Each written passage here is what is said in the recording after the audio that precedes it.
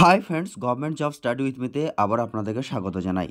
General অ্যাওয়ারনেসের post mortem ক্লাসে, যেখানে থেকে কমন আসার সম্ভাবনা চরম থেকে চরমতর। এই ক্লাসটি নিবেদিত এক্সট্রা ইনফরমেশন সহযোগে।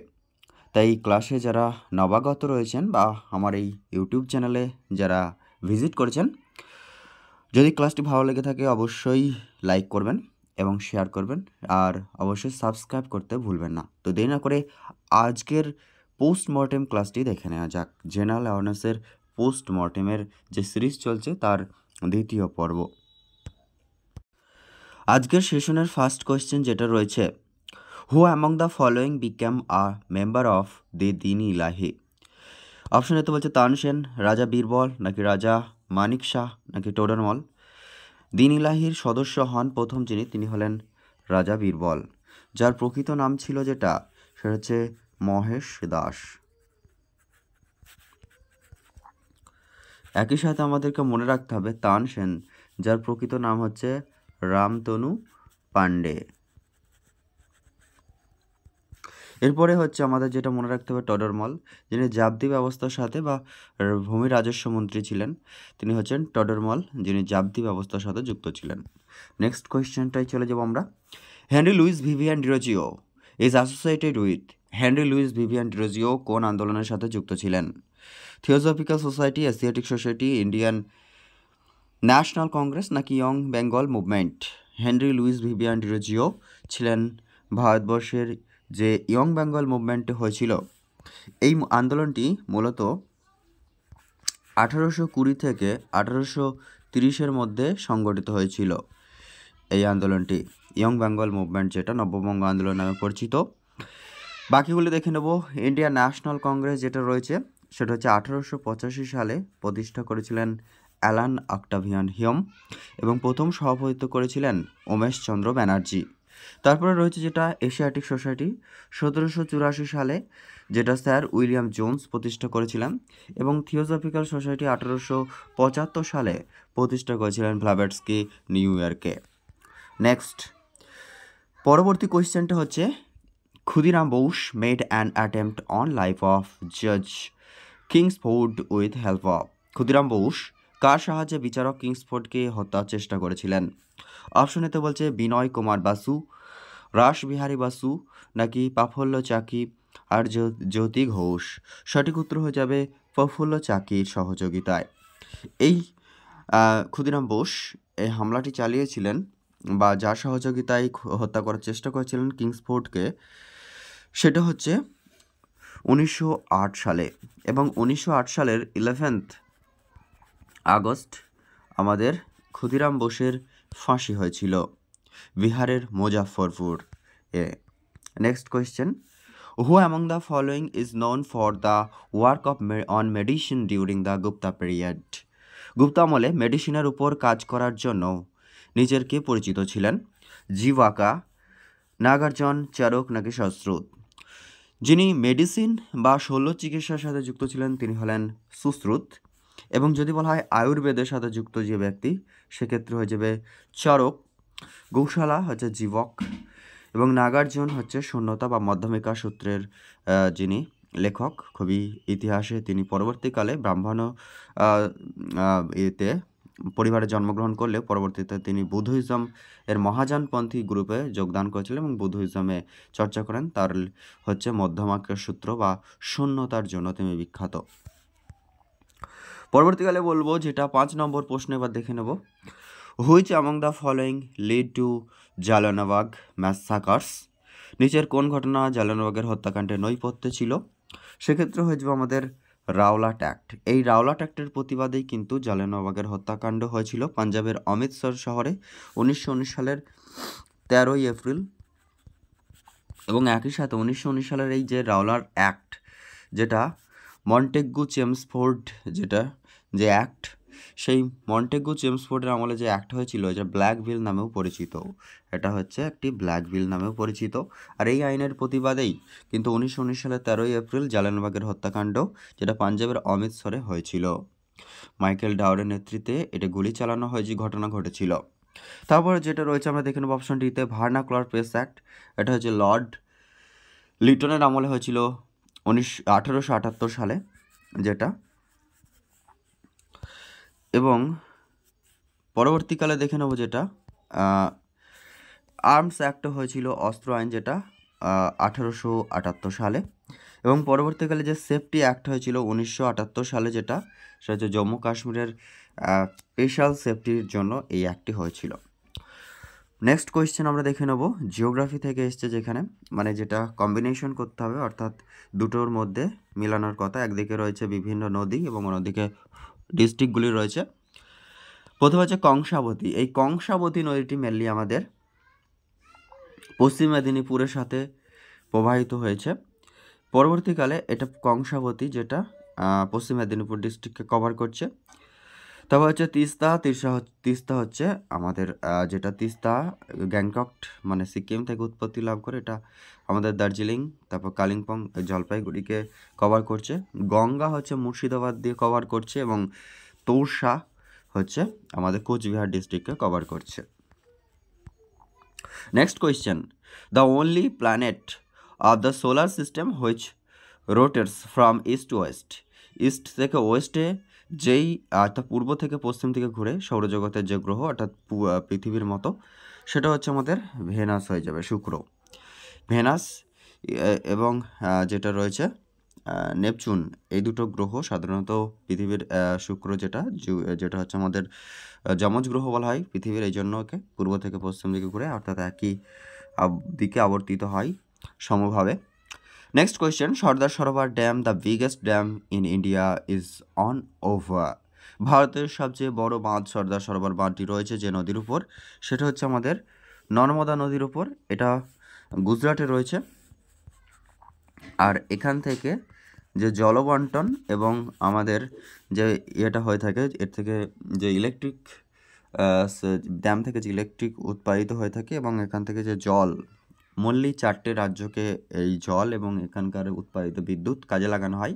এগুলো হচ্ছে রাজস্থান, মধ্যপ্রদেশ, মহারাষ্ট্র এবং আমাদের Gujarat. Which state is sugar bowl of India. ভারতবর্ষের সুগার বাউল বলা হয়ে থাকে যে রাজ্য। যদি চিনির বাটি বলা হয় অবভিয়াসলি উত্তর হয়ে যাবে কিন্তু উত্তরপ্রদেশ। এবং একই সাথে চিনি উৎপাদনে মানে সুগার কেন বা সুগার প্রোডাকশনে ফার্স্ট হচ্ছে আমাদের মহারাষ্ট্র, এটা মনে রাখতে হবে।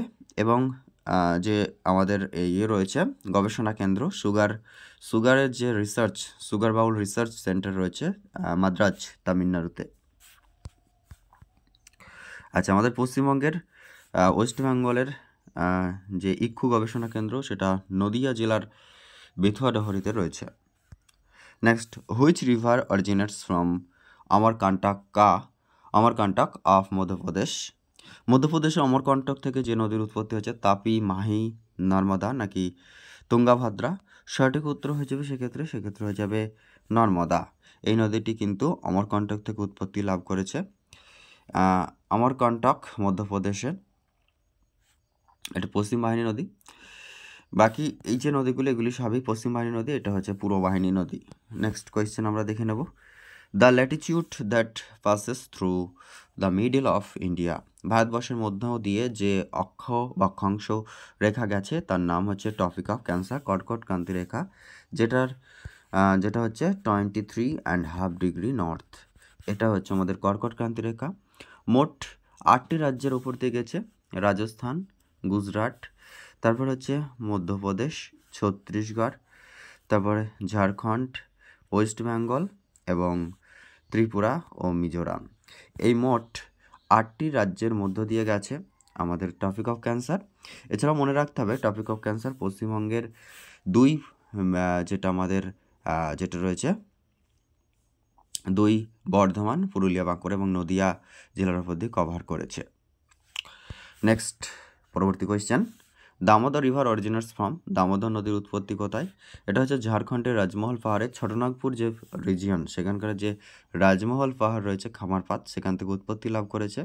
তাহলে এক্ষেত্রে প্রকৃত যদি বলা হয়ে থাকে, এখানে দুটো অপশনে রাখা হয়েছে, একটা হচ্ছে রাজমহল প্লেটু, কিন্তু রাজমহল প্লেটু না, রাজমহল পাহাড়।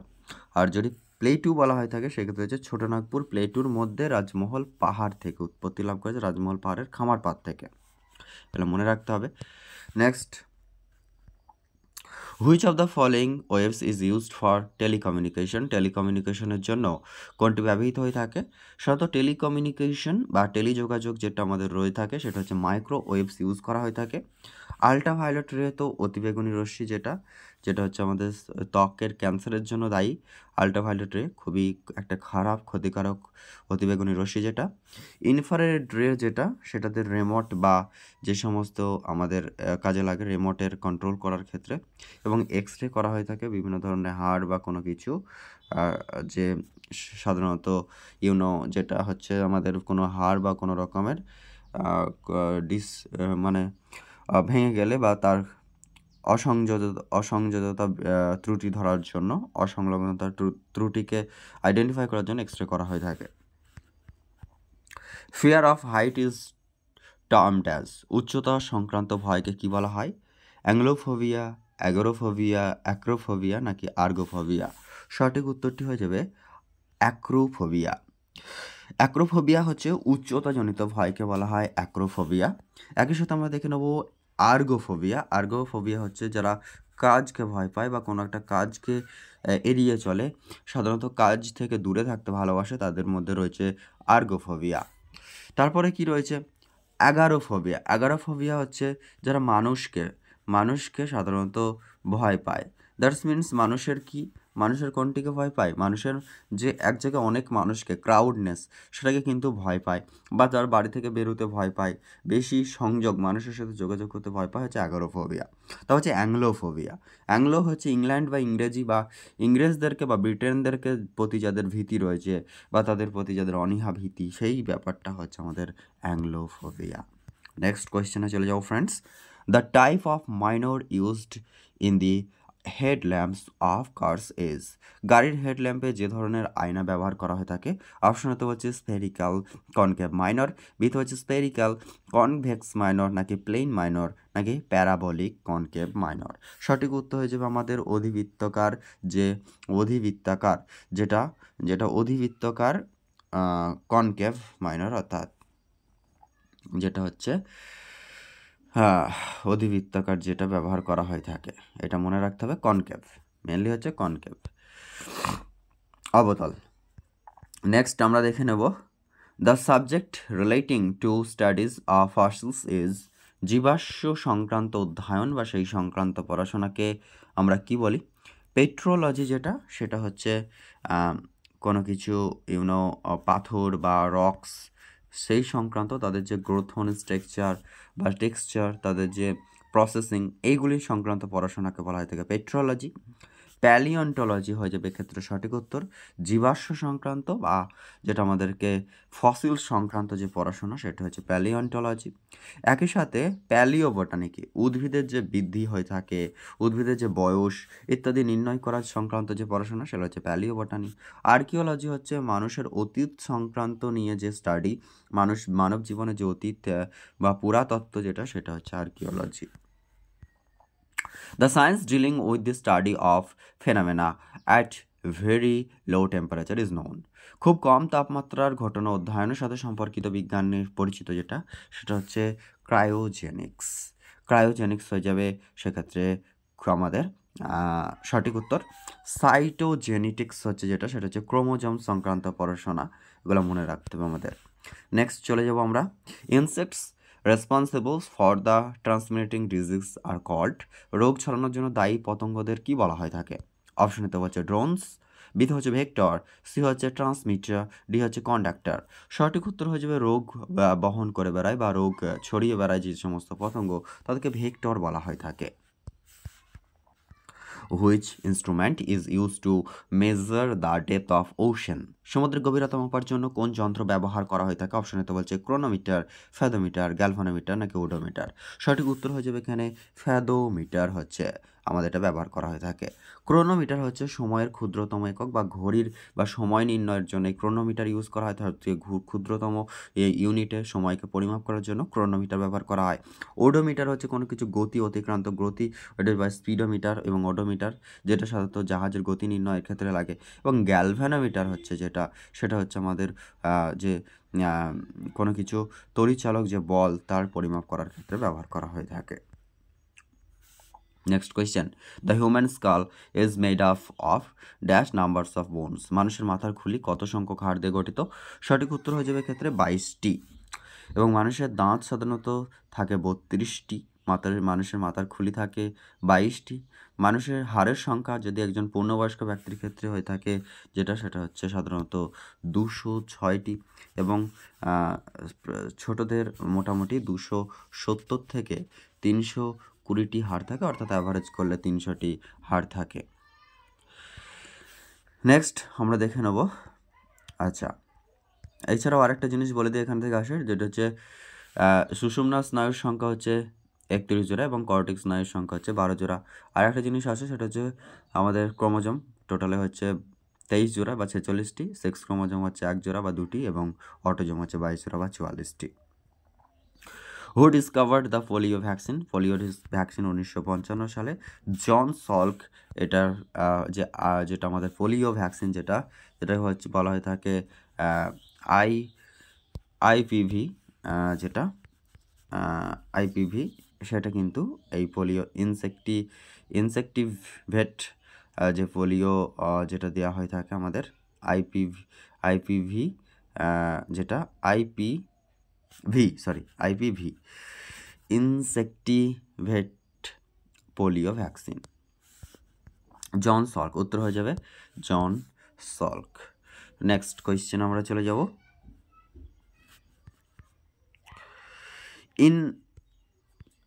আচ্ছা, পরবর্তী কোয়েশ্চেন বলছে, in case a president of India dies while in office, the vice president can act as president for a period. যদি ভারতের একজন রাষ্ট্রপতি পদে থাকাকালীন মারা যান, যেমন প্রথম মারা গিয়েছিলেন যিনি পদে থাকাকালীন হচ্ছে প্রথম মুসলিম রাষ্ট্রপতি জাকির হোসেন, তাহলে উপরাষ্ট্রপতি কত সময়ের জন্য রাষ্ট্রপতির পদটি সামলান? তিনি সর্বোচ্চ 6 মাস পর্যন্ত রাষ্ট্রপতি হিসেবে তিনি অ্যাক্টিং করতে পারেন এবং রাষ্ট্রপতি এবং উপরাষ্ট্রপতির অবর্তমানে সুপ্রিম কোর্টের প্রধান বিচারপতি সেই দায়িত্ব সামলান।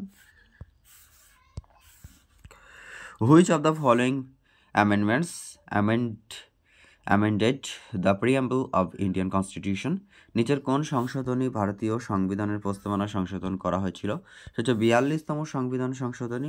কোনো মাত্র ভারতের যে প্রস্তাবনা বা প্রিফেস, মুখবন্ধ ভারতের সংবিধানের বা কি অফ দ্য কনস্টিটিউশন বলা হয় তাকে একবারই মাত্র সংশোধন করা হয়েছিল 1976 সালে। 1976 সালের 42তম সংবিধান সংশোধনের মাধ্যমে, যেখানে 3টে শব্দ যুক্ত করা হয়েছিল। একটা হচ্ছে ধর্মনিরপেক্ষ, 2 হচ্ছে সমাজতান্ত্রিক, আর 3 নম্বর হচ্ছে ইন্টিগ্রিটি বা সংহতি। এই 3টি শব্দ কিন্তু 1976 সালের 42তম সংবিধান সংশোধনের মধ্য দিয়ে ভারতবর্ষের সংবিধানের প্রস্তাবনা বা প্রিফেসে বা কি অফ দ্য কনস্টিটিউশনে যুক্ত করা হয়েছিল, এবং যেটা ইউএসের কাছ থেকে এই ভারতের প্রস্তাবনা ধারণাটা কিন্তু নেওয়া হয়েছে। নেক্সট আমরা দেখে নেব। একই সাথে আর কয়েকটি ইনফরমেশন বলে দিই এখানে, যে 76তমটার 44তম সংবিধান সংশোধনটাও খুব ইম্পর্টেন্ট, কারণ এই 44তম সংবিধান সংশোধনের মাধ্যমে ভারতের মৌলিক অধিকার 60টি থেকে কমে 6টি হয়েছিল, কারণ সম্পত্তির অধিকারটি বাতিল করা হয়েছিল, যেটা একটি সাধারণ অধিকার বা লিগাল রাইটসে পরিণত হয়েছে, আর এটা বর্তমানে 300 ধারাতে রয়েছে। পরবর্তী আমরা দেখে নেব, the oldest high court in India is the, ভারতবর্ষের প্রাচীনতম হাইকোর্টের নাম সেটা হচ্ছে কলকাতা হাইকোর্ট, যেটা হয়েছিল 1862 সালে। 1862 সালে কলকাতা হাইকোর্ট প্রতিষ্ঠিত হয়েছিল।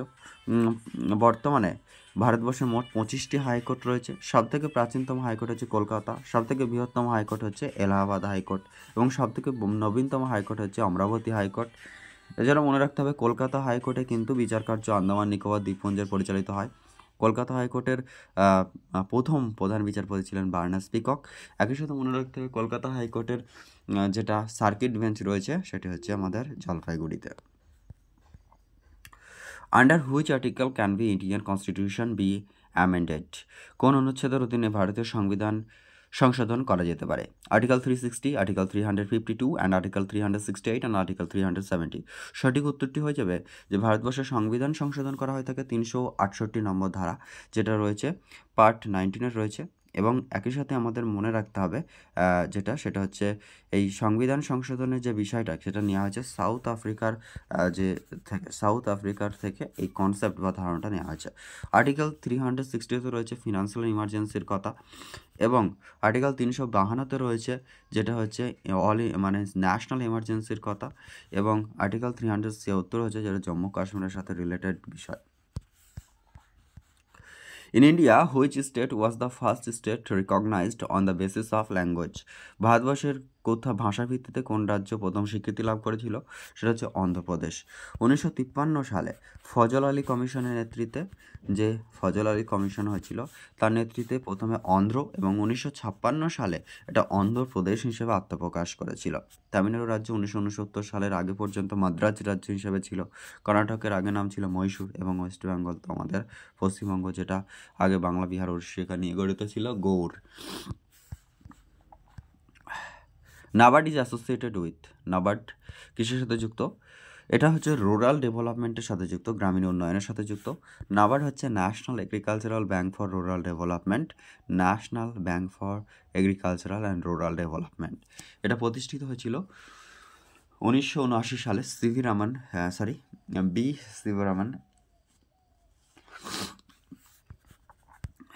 বি শিবরামন কমিটির সুপারিশে 1979 সালে যে সিভি রামন কমিটি হয়েছিল,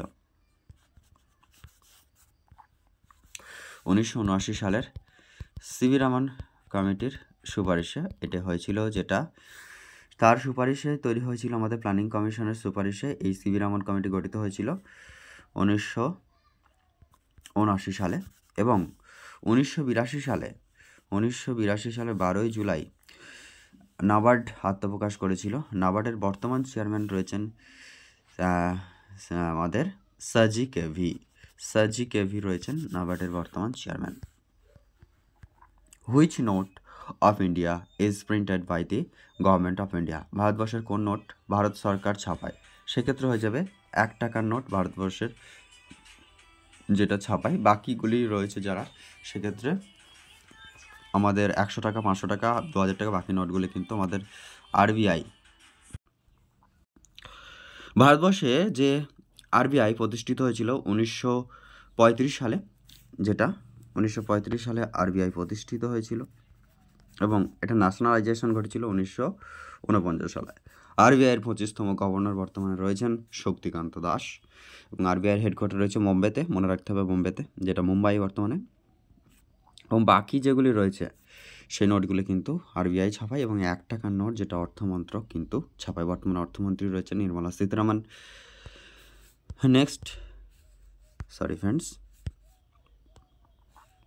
নেক্সট আমরা দেখে নেব পরবর্তী কোয়েশ্চেন। With which sports Mirabai Chanu is associated? Mirabai Chanu কোন খেলার সাথে যুক্ত? সেক্ষেত্রে সঠিক উত্তর হয়ে যাবে ওয়েট লিফটিং বা ভার উত্তোলনের সাথে তিনি যুক্ত, এবং তিনি হচ্ছেন মণিপুরের বাসিন্দা। Next, which CAPF or the Central Armed Police Force guards the Indian China border? India এবং চায়না বর্ডারে যারা গার্ড দেয়, পাহারাদার, তারা হলেন ITBP, ইন্দো তিব্বতান বর্ডার পুলিশ। এছাড়াও SSB যারা নেপাল এবং ভুটানে বর্ডারে সাধারণত সশস্ত্র সীমাবল যারা পাহারা দিয়ে থাকে। BSF সাধারণত আমাদের বাংলাদেশ এবং পাকিস্তানে বর্ডারে গার্ড দিয়ে থাকে, বর্ডার সিকিউরিটি ফোর্স। এবং CRPF যারা হচ্ছে central police force, central reserve police force হিসেবে কাজ করে থাকে। এরা প্রত্যেকেই সেন্ট্রাল আর্ম পুলিশ ফোর্সের মধ্যে পড়ে। এছাড়াও CISF রয়েছে, যারা হচ্ছে সেন্ট্রাল ইন্ডাস্ট্রিয়াল সিকিউরিটি ফোর্স, যারা মূলত বিভিন্ন শিল্পাঞ্চল এবং এয়ারপোর্টগুলিকে সুরক্ষা দিয়ে থাকে, বা ইন্ডাস্ট্রিয়াল যে সমস্ত পার্টগুলি রয়েছে। এছাড়াও রয়েছে NIA, ন্যাশনাল ইনভেস্টিগেশন এজেন্সির মধ্যে পড়ে। এছাড়াও রয়েছে আসাম রাইফেলস, মেনলি এরা আসাম বর্ডার্স এলাকাতে এবং মায়ানমার সীমানায় গার্ড দিয়ে থাকে। এগুলি রয়েছে। আচ্ছা, পরবর্তীকালে দেখে নেব Rafael Nadal, legendary tennis player, is a national of. Rafael Nadal একজন কিংবদন্তি টেনিস প্লেয়ার হলেন একজন ভারতীয়, সেক্ষেত্রে হয়ে যাবে রাফায়েল নাদাল একজন ভারতীয়। Sorry friend, extremely sorry, Rafael Nadal একজন কিংবদন্তি টেনিস খেলোয়াড়, একজন জাতীয় কোন দলে কোন আর কি কোন দেশের তিনি থেকে রিপ্রেজেন্ট করেন? সঠিক উত্তরটি হয়ে যাবে তিনি হলেন স্পেন থেকে তিনি রাফায়েল নাদাল তিনি কিন্তু তিনি নোভাক জোকোভিচ হচ্ছে সার্বিয়া, খুবই ইম্পর্ট্যান্ট একজন ব্যক্তিত্ব। এই বছর জনি সিনার তিনি খুব ইম্পর্ট্যান্ট, অস্ট্রেলিয়ান ওপেন জিতেছেন, এগুলো মনে রাখতে হবে।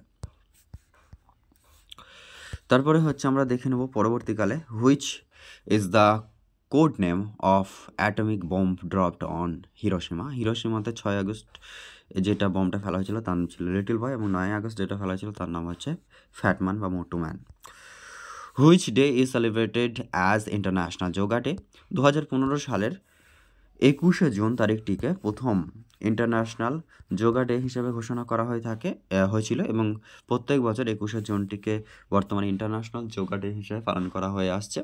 21শে জুন হয়ে যাবে সঠিক উত্তর।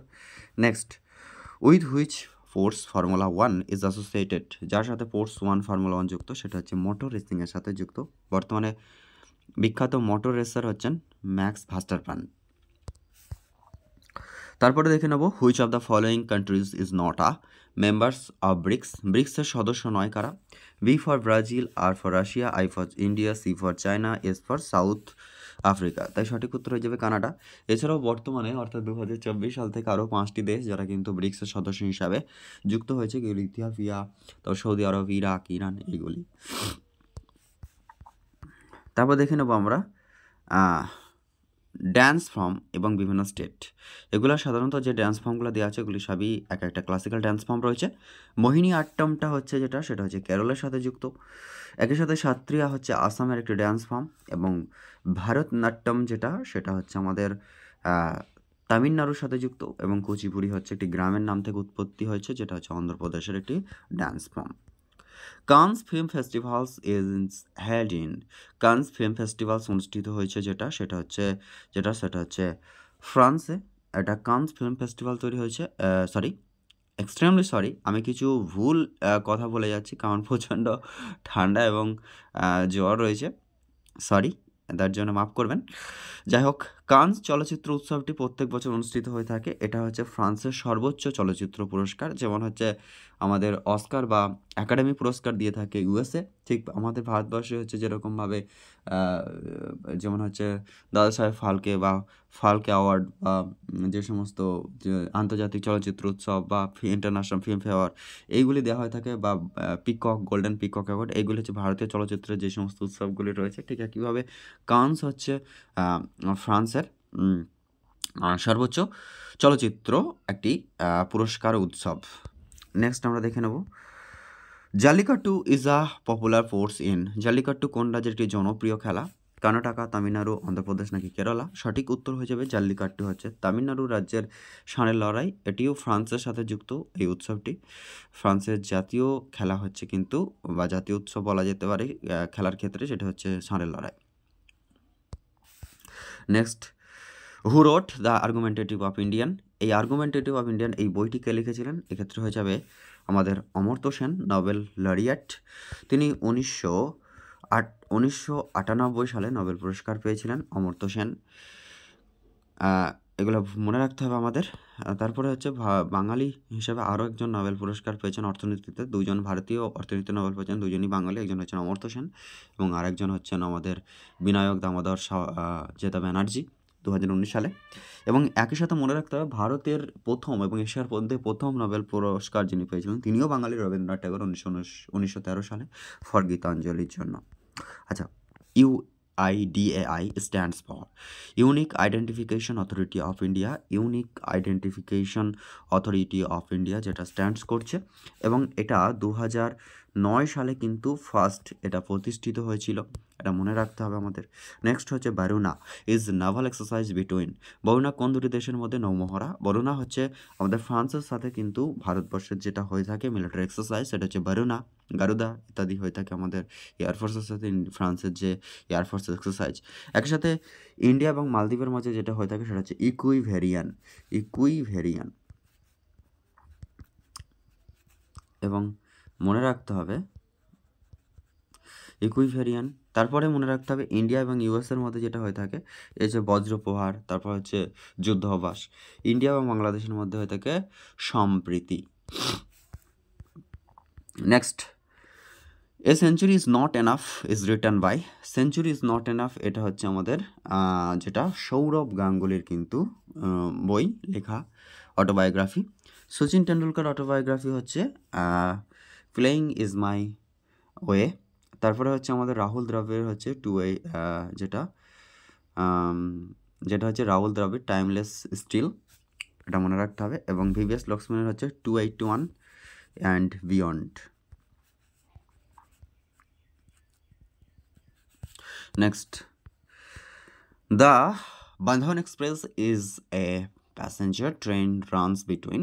বন্ধন এক্সপ্রেস একটি যাত্রীবাহী ট্রেন যার মধ্যে চলে, সেটা হচ্ছে আমাদের ভারতবর্ষের কলকাতা থেকে খুলনা বাংলাদেশের, এটার মধ্যে কিন্তু বন্ধন এক্সপ্রেস চলে থাকে। Which becomes Indian first $100 billion IT company. Information technology company হিসেবে $100 billion কোম্পানি যেটা প্রথম সেটা হচ্ছে টিসিএস, টাটা কনসালটেন্সি সার্ভিস যেটা রয়েছে। নেক্সট আমরা দেখে নেব present chief election commissioner of India. বর্তমানে রয়েছেন Rajiv Kumar, chief election commissioner রয়েছেন রাজীব কুমার। প্রথম সঞ্জীব খান্না রয়েছেন বর্তমানে 51তম চিফ জাস্টিস অফ ইন্ডিয়া। এবং যেটা রয়েছে এগুলি মনে রাখতে হবে আমাদের, চিফ জাস্টিস এবং ইলেকশন কমিশনার অফ ইন্ডিয়া। তারপর হচ্ছে Pulitzer prize winner 2023 Associated Press যেটা হয়েছে সেটা হচ্ছে পুলিৎজার পুরস্কার পেয়েছে 2023-এর ক্ষেত্রে অ্যাসোসিয়েটেড প্রেস, এটা অনলাইনার হিসেবে দেওয়া রয়েছে। বেস্ট অ্যাক্টর ইন দ্য 70তম ন্যাশনাল ফিল্ম অ্যাওয়ার্ডস হয়েছে ঋষভ শেট্টি, হয়েছে 70তম ন্যাশনাল ফিল্ম অ্যাওয়ার্ড 2024 হচ্ছে ঋষভ শেট্টি।